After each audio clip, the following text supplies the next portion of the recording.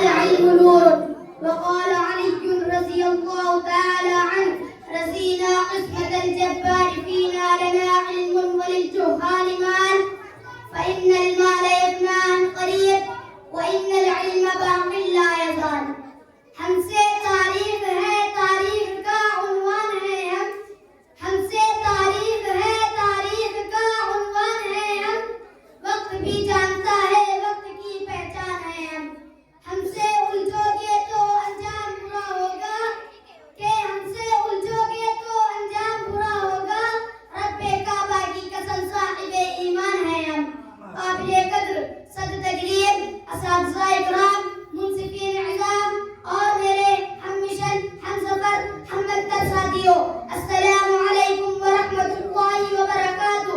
سامعین محترم، آج میں اس تقریری مقابلے میں بندہ جس موضوع کو لے کر تخیلات کے وادیوں سے نکال کر لفظوں کا جامع پہنا کر آپ کے ذہنوں میں اتار کر دل کی بنزر زمین کو سیراب کرنا چاہتا ہے، وہ ہے دینی مدارس کی ضرورت، اہمیت اور کردار. سامعین محترم، اس امت کی رہبری اور رہنمائی کے لیے جو پہلا مدرسہ قائم ہوا وہ غار حرا تھا، جس کے معلم اول رب کائنات، متعلم اول رحمت کائنات، واسطے اول جبریل امین، کتاب اول قرآن کریم اور مخاطبین اولین صحابہ کرام کی جماعت تھے. سامعین محترم، لوگوں کا عام خیال ہے کہ مدرسہ ایک محسوس چار دیواری کا نام ہے، مدرسہ شاندار عمارت کا نام ہے، مدرسہ پرسکون ہاسٹل اور پرکشش درسگاہوں کا نام ہے. اسی لیے تو وہ سمجھ بیٹھے ہیں کہ اگر مدرسے کی عمارت کو گرا دیا جائے تو مدرسہ ختم ہو جائے گا. لیکن میں اس خیال کی پرزور تردید کرتا ہوں. سامعین محترم،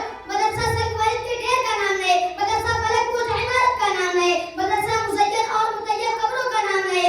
اگر ایسا ہوتا تو ہم اس ساتھ سے چبوترے کو مدرسہ نہ کہہ سکتے، جہاں بیٹھ کر تعلیم حاصل کرنے والوں کو اصحاب صفہ کے نام سے یاد کیا جاتا ہے.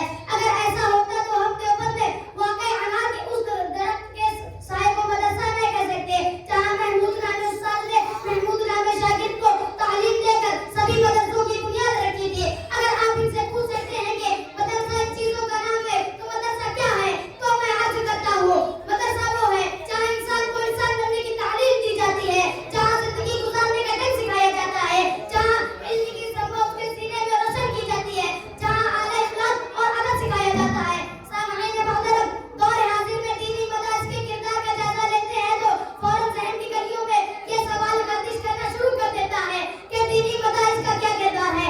آج یہ دینی مدارس نہ ہوتے تو آپ کا نکاح پڑھانے والا کوئی نہ ہوتا. آج یہ دینی مدارس نہ ہوتے تو آپ کا جنازہ پڑھانے والا کوئی نہ ہوتا. آج یہ دینی مدارس نہ ہوتے حقوق والدین کو بتانے والا کوئی نہ ہوتا. آج یہ دینی مدارس نہ ہوتے تو حقوق زوجین کو بتانے والا کوئی نہ ہوتا. آج یہ دینی مدارس نہ ہوتے تو رب کی توحید کو بتانے والا کوئی نہ ہوتا.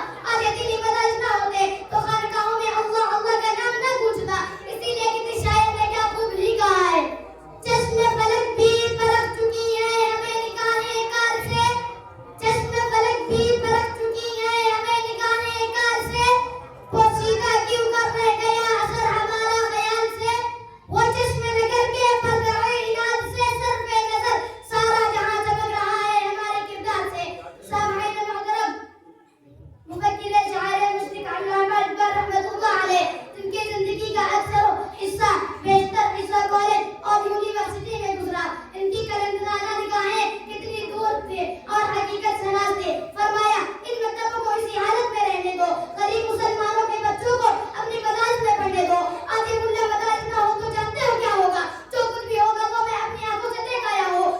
آج یہ دور صغیر کے مسلمان ان مدرسوں کے اثر سے محروم ہوں گے تو بالکل اسی طرح ہوگا جس طرح اندلس میں ہوا.